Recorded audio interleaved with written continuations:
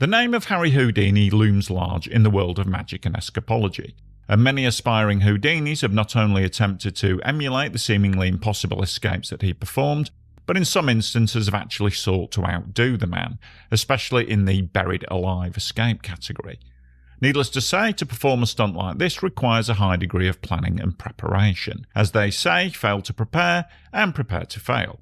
And of course, failure in a buried alive stunt has far more dangerous ramifications than simply a red face and some embarrassment, as we shall see. It's interesting to note that Houdini himself did not perform an escape from the grave stunt as part of his regular show. He attempted this only once in 1915, and it wasn't a public display, it was more like a test run to see if it was possible. Houdini entered a 6-foot-deep grave and was covered in soil. The idea was that through wriggling his body he would be able to work his way back to the surface, but it didn't pan out as expected. As he tried to move up, the soil compacted around him and his chest became compressed and he panicked. Through superhuman effort he managed to claw one arm out, but he was utterly spent. His assistants managed to pull him free, by which point he was unconscious and suffering oxygen deprivation. He later said that this was the narrowest squeak of his life and that the stunt was extremely dangerous. The weight of the earth is killing. Nonetheless, despite Houdini himself abandoning this stunt due to the sheer difficulty, others decided to give it a go anyway. In 1949, British escape artist Alan Allen, who called himself Houdini 2, attempted the stunt in an exclusive for the newsreel company British Pathe. Covered in just a bit of thin cardboard, Allen had himself buried under several feet of damp soil, which the film crew packed down hard by tamping it with a spade and then stamping on the earth. His only communication with the surface was a rope that he could tug on. Houdini 2 was probably an appropriate nickname, as Alan Allen met with pretty much the same exact fate as the original Houdini.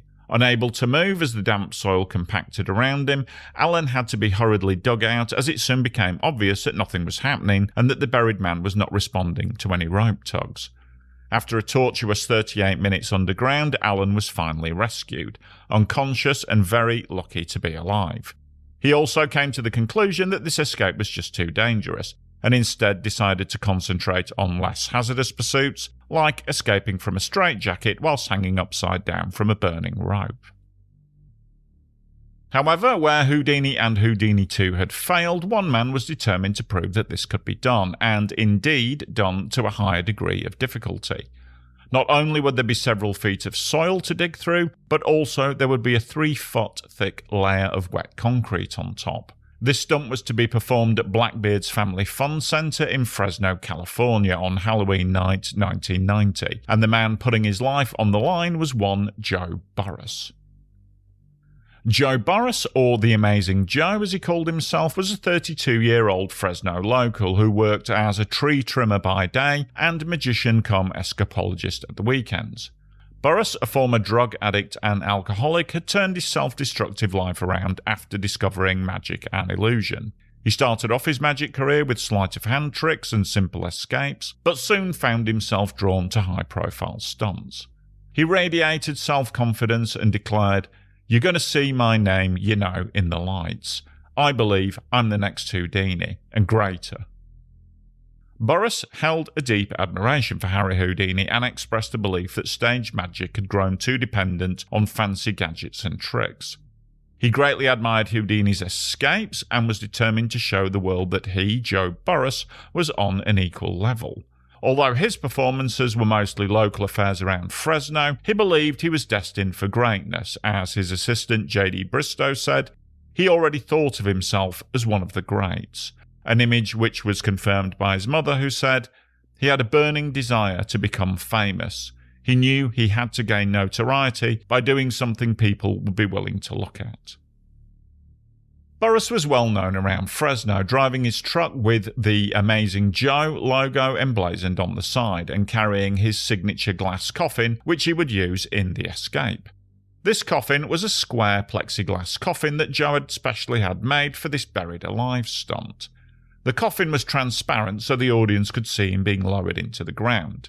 Now, Joe had apparently tested the structural integrity of the coffin by jumping up and down on the top of it. But when part of it broke off during one of these tests, he repaired it using glue from the local hardware store.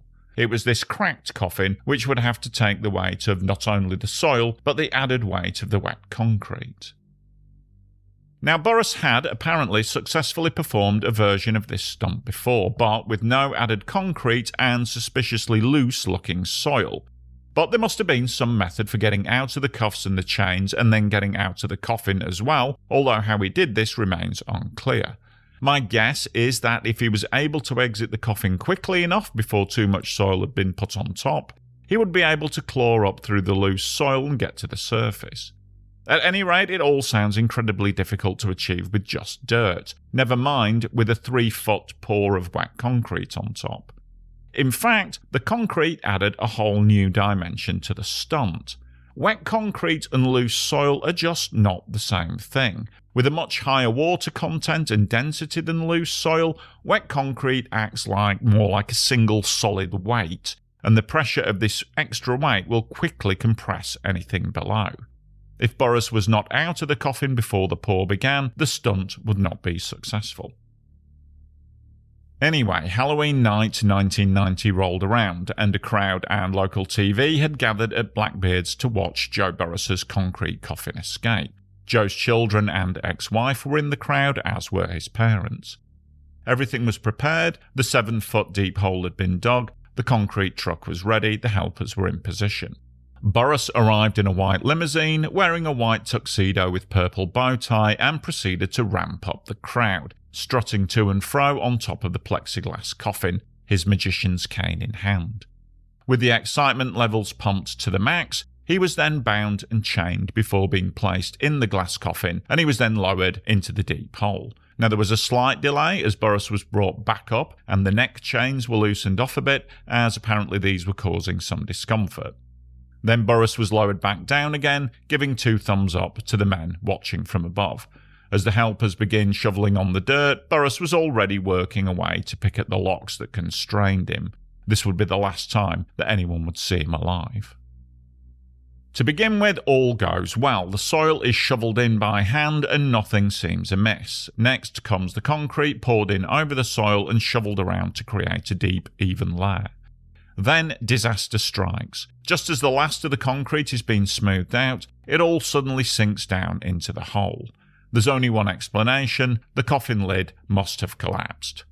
Immediately, the helpers jump into the hole and begin shoveling for all it's worth. But it was an immense task.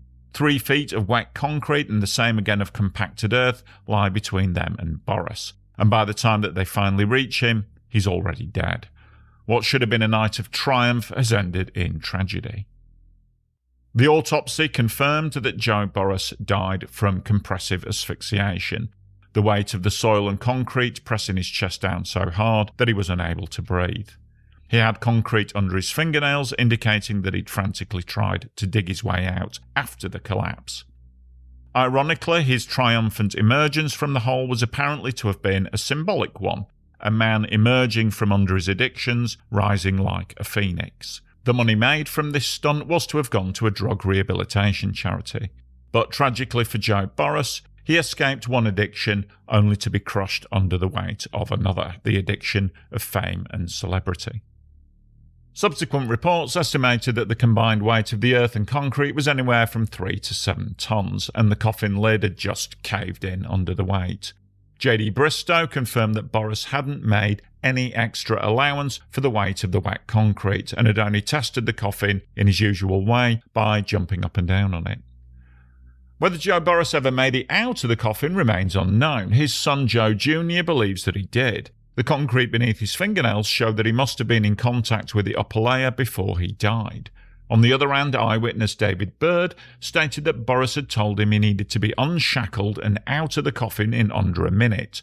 But in rehearsal, it took Burrus over 5 minutes to get free. With no witnesses able to see beneath the ground, the final moments of his failed escape remain a mystery.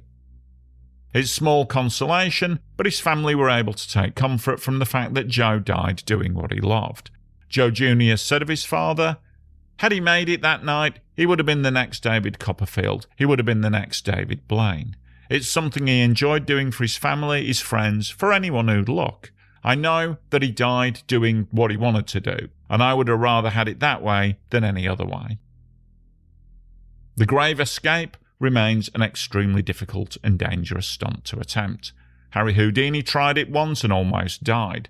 Alan Allen tried it once and had to be rescued. Joe Burrus believed he could finally conquer the grave escape. But tragically, he proved that the greatest obstacle to success isn't the chains or the handcuffs or even the plexiglass coffin. It's the simple laws of physics of the compressive weight that's placed on top of you.